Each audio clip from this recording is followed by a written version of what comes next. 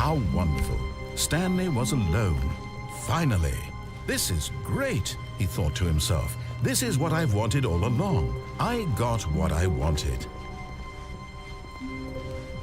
When Stanley came to a set of 2 open doors, he entered the door on his left.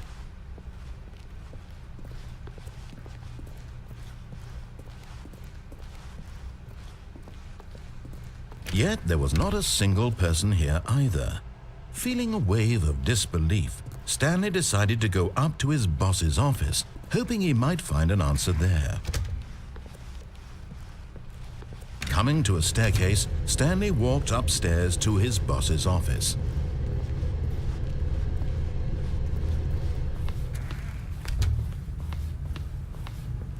Okay, I think we all know the drill by now. Blah, blah, blah. Dark secrets, the keypad. Stanley pushes some buttons. Oh, hey, look, it's a new passageway. Quelle surprise.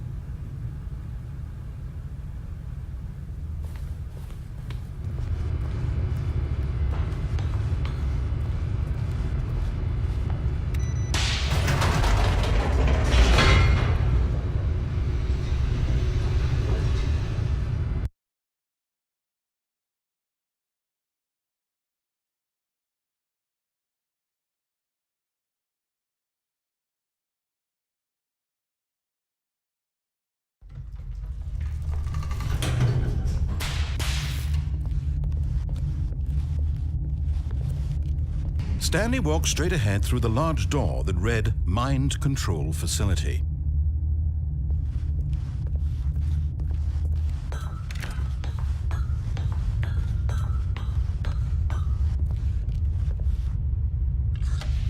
The lights rose on an enormous room packed with television screens. What horrible secret did this place hold? Stanley thought to himself. Did he have the strength to find out?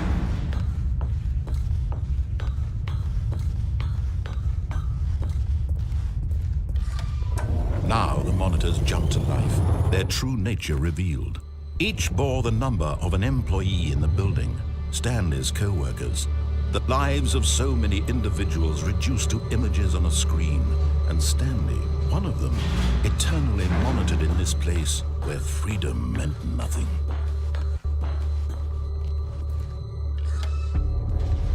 This mind control facility, it was too horrible to believe. It couldn't be true. Had Stanley really been under someone's control all this time? Was this the only reason he was happy with his boring job? That his emotions had been manipulated to accept it blindly?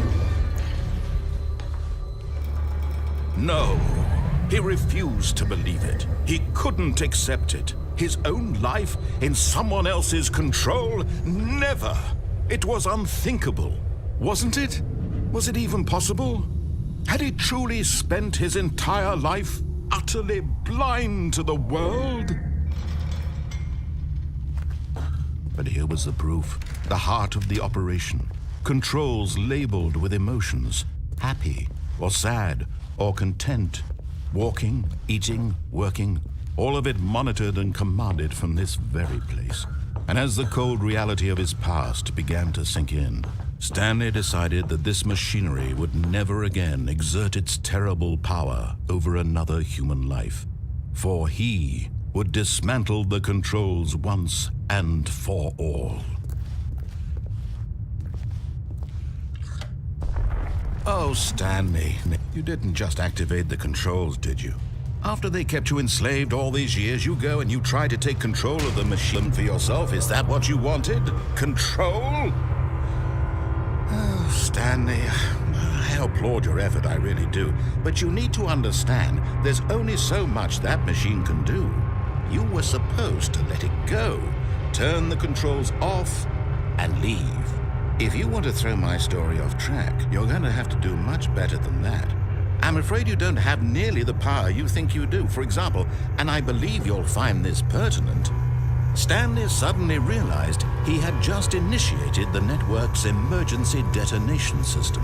In the event that this machine is activated without proper DNA identification, nuclear detonators are set to explode, eliminating the entire complex.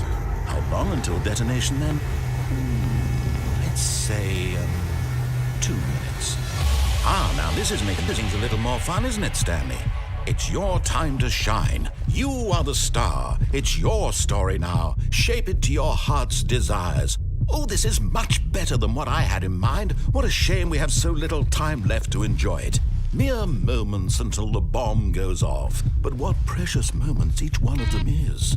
More time to talk about you, about me, where we're going, what all this means. I barely know where to start.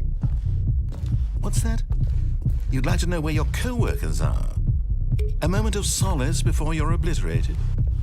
All right, I'm in a good mood. You're gonna die anyway. I'll tell you exactly what happened to them. I erased them. I turned off the machine. I set you free. Of course, that was merely in this instance of the story. Sometimes when I tell it, I simply let you sit there in your office forever, pushing buttons endlessly and then dying alone. Other times, I let the office sink into the ground, swallowing everyone inside, or I let it burn to a crisp. I have to say this, though, this version of events has been rather amusing. Watching you try to make sense of everything and take back the control wrested away from you, it's quite rich. I almost hate to see it go.